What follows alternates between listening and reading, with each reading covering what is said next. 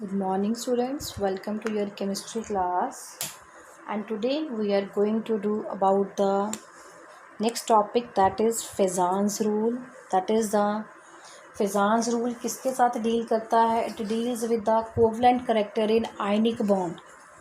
ठीक है बच्चे, partial covalent character in ionic bond, और इसे हम फेजान रूल भी कहते हैं। देखो, आपको पता है कि बॉन्ड्स के आपके पास टाइप्स होती हैं। एक आयनिक बॉन्ड होता है, एक कोवलेंट बॉन्ड होता है। ठीक है, तो आपके पास बच्चे अगर प्योर आयनिक कंपाउंड भी है तो भी बच्चे उसमें कुछ ना कुछ कोवलेंट करेक्टर होता ही है। ठीक है, तो आपके पास जैसे आयनिक बॉन्ड में दो एटम्स है, एक ए पॉजिटिव चार्ज है, एक आपके पास बी नेगेटिव चार्ज है। दो आयन्स है आपके पास, पॉजिटिव और नेगेटिव। ठीक है, तो जो आपके पास पॉजिटिव आयन होता है बच्चे, वो क्या करता है, नेगेटिव आयन को अट्रैक्ट करता है।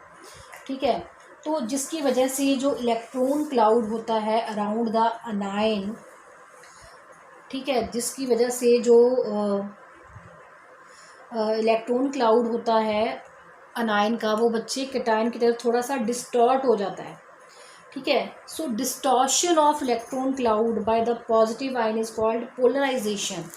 ठीक है, distortion of, word is distortion of electron cloud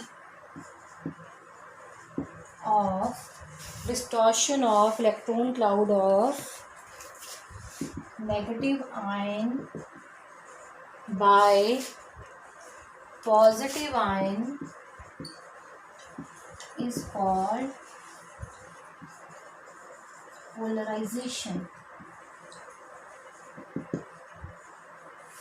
क्या आपको बताया है, आपके पास बच्चे आयनिक बॉन्ड है। आयनिक बॉन्ड में क्या होते हैं, आयन्स होते हैं।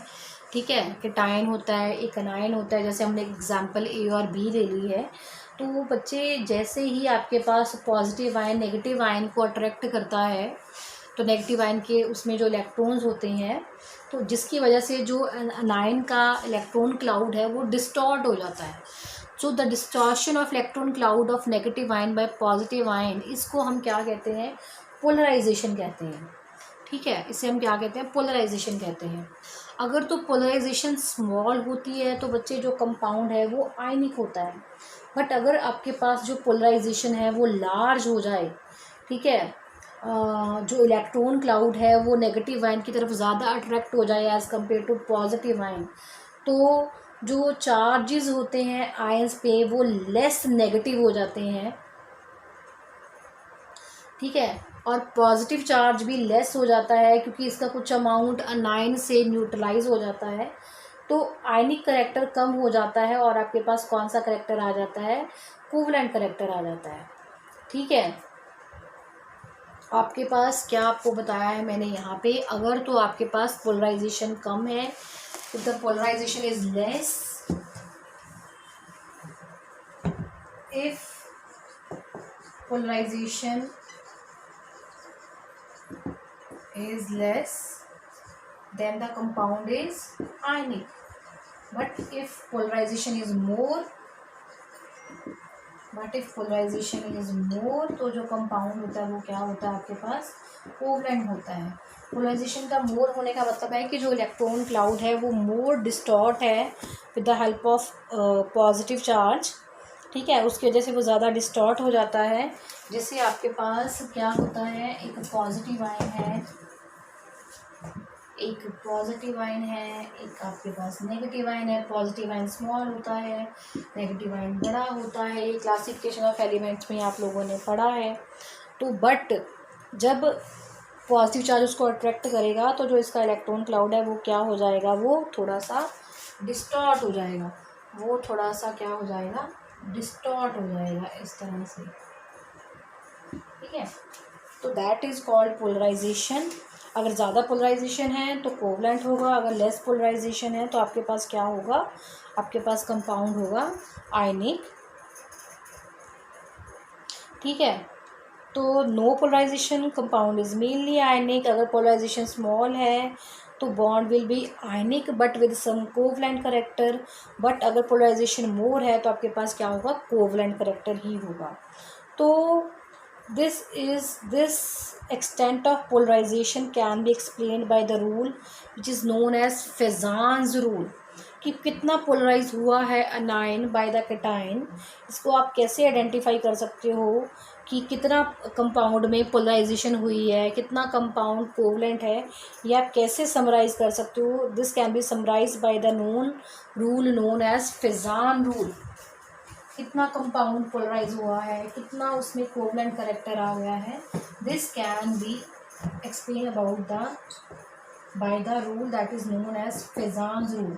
So Fezan's rule basically deal with the covalent character of the compound। एक इसके साथ डील करता है बच्चे, कोवलेंट कैरेक्टर के साथ डील करता है, कितना इसके पास पोलराइजेबिलिटी आएगी, कितना आपके पास क्या कहते हैं पोलराइजेबिलिटी आने के बाद कितना कोवलेंट कैरेक्टर आ जाएगा। तो फेजान रूल किसके ऊपर डिपेंड करता है? It depends upon polarizing power number 1, size of the cation. Cation का साइज जितना ज़्यादा स्मॉल होगा, more will be the polarising power. ठीक है, स्मॉलर द साइज ऑफ कीटायन,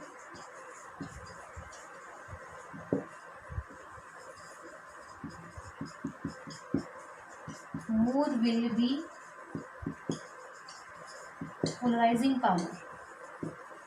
जैसे कि बच्चे हम एग्जांपल ले लें, आपके पास है LiCl, NaCl, KCl। अब इनकी अगर हम बात करें, इनमें से कौन ज़्यादा कोवलेंट है, कौन ज़्यादा कोवलेंट है, तो वो हमें कैसे पता चलता है? अकॉर्डिंग टू फेजान रूल, जिसमें कीटायन का साइज स्मॉल होगा उसमें उतनी ज़्यादा पोलराइजिंग पावर होगी, उतना ज़्यादा उसमें क्या होगा? कोवलेंट करेक्टर होगा।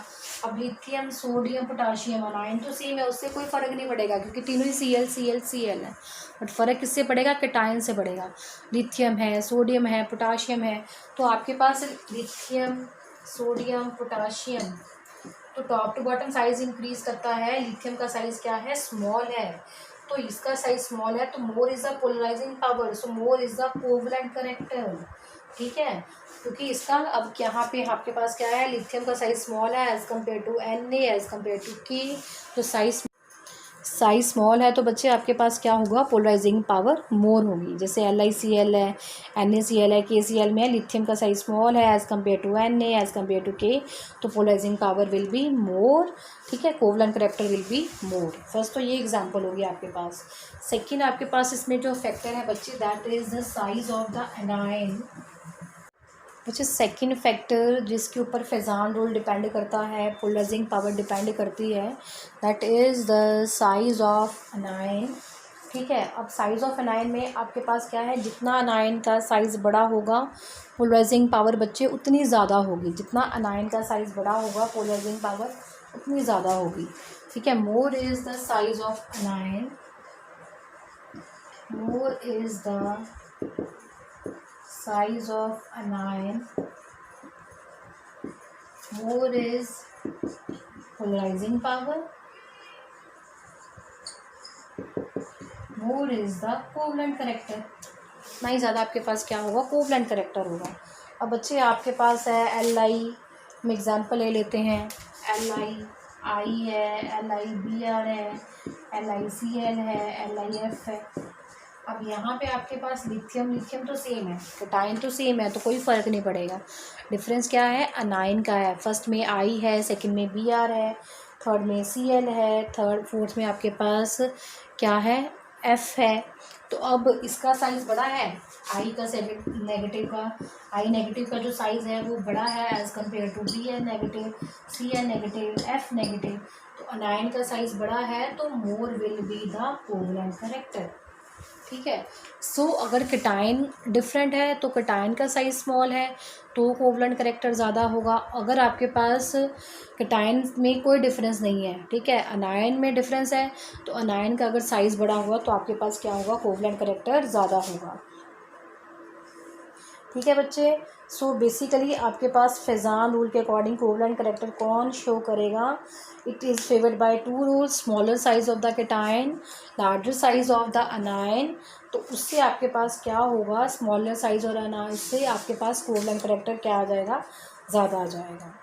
ठीक है बच्चे, in our next lecture we will start about our theories, that is our separate theory, और उसके बाद हमारे पास हाइब्रिडाइजेशन कंसेप्ट है और मॉलिक्यूलर ऑर्बिटल थ्योरी है, that we will do in our next lecture. Bye बच्चे।